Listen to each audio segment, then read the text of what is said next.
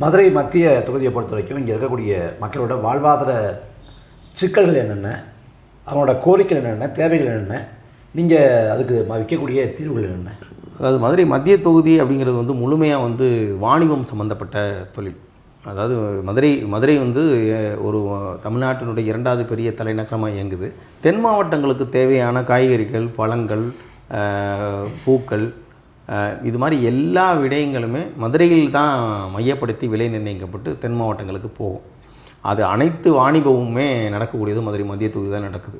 அதில் மிகப்பெரிய சிக்கல் என்ன உருவாயிருச்சு அப்படின்னு பார்த்திங்கன்னா, ஒரு காலத்தில் வந்து இந்த கீழமாசி வீதி, மேலமாசி வீதி, இப்போ மேலமாசி வீதி அப்படி போகிறோன்னா ஒரு குறிப்பிட்ட மளிகை ஜாமான் கிடைக்கும்.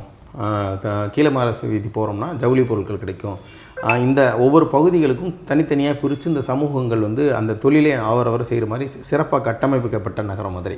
ஆனால் இன்றைக்கி அது அப்படி இருக்கா அப்படின்னு பார்த்திங்கன்னா, இன்று இருக்கக்கூடிய இப்போ வாணிபம் மளிகை பொருள் வந்து நாடார்கள் தான் பெருவாரியாக செஞ்சுட்டு இருந்தாங்க. இன்றைக்கி இருக்காங்களா அப்படின்னு பார்த்திங்கன்னா, அதில் 50% வந்து மார்வாடிகள் வந்து விலை கொடுத்து வாங்கி அதை இது பண்ணிட்டாங்க.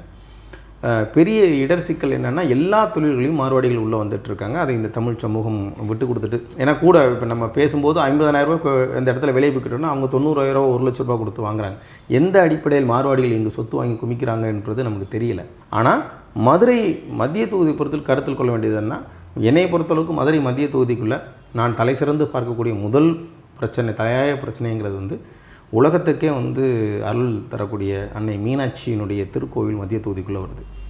ஆனால் அது வந்து இப்போ இன்றைக்கி ஆந்திராவில் திருப்பதி போலவோ அல்லது வந்து வெவ்வேறு இடங்களில் இருக்கக்கூடிய தலங்கள், இப்போ சீரடி, சாய்பாபா, அந்த மாதிரி திருக்கோயில்களில் இருக்கக்கூடிய வருமானம், சுற்றுலாத்துறை வந்து அதை மேம்படுத்துவதற்கான வாய்ப்புகள் நிறைய இருக்குது. மதுரை மீனாட்சி அம்மன் கோயிலுக்கு அந்த மாதிரி எந்த விதமான அடிப்படை கட்டமைப்பு வசதிகளை செய்யாதனால வரக்கூடிய பக்தர்களுக்கு தேவையான அந்த இப்போ ஒரு இறைநிலைக்கு நம்ம வந்து தேடி வர்றாங்க, ரொம்ப மன அமைதி பெறணும்னு தான் அங்கே வருவாங்க.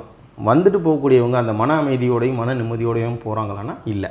காரணம் என்னென்னா, அவங்களுக்கான தேவையான அடிப்படை அவங்க கோயிலை விட்டு வெளியே வந்தோடனே சாக்கடைகள், குப்பை மேடுகள், கழிவுகள் அந்த மாதிரி இருக்கும். அவங்க அந்த கிடைக்கக்கூடிய அந்த நல்ல ஒரு பக்தியை கூட அவங்களுக்கு முழுமையாக பெற்று போக முடியாது, வர முடியாது. அப்படி ஒரு கட்டமைப்பு இல்லாமல் இருக்குது. ஒருவேளை நமக்கு இந்த வாய்ப்பு நமக்கு கிடைச்சதுன்னா, நான் வந்து முதல் கவனம் செலுத்துகிற விடயமாக வந்து நான் மதுரை மீனாட்சி அம்மன் கோயிலை சுற்றி இருக்கக்கூடிய அடிப்படை கட்டமைப்பு வசதிகளை முழுமையாக மாற்றி பக்தர்களுக்கு தேவையான அந்த தங்குமிடம், குளியலறை, கழிவு நீர்கள், சாக்கடை போக்குவரத்து, அடிப்படையான கட்டமைப்புகள் எல்லாத்தையும் மாற்றி முதல்ல செய்யணும்னு நினைப்பேன்.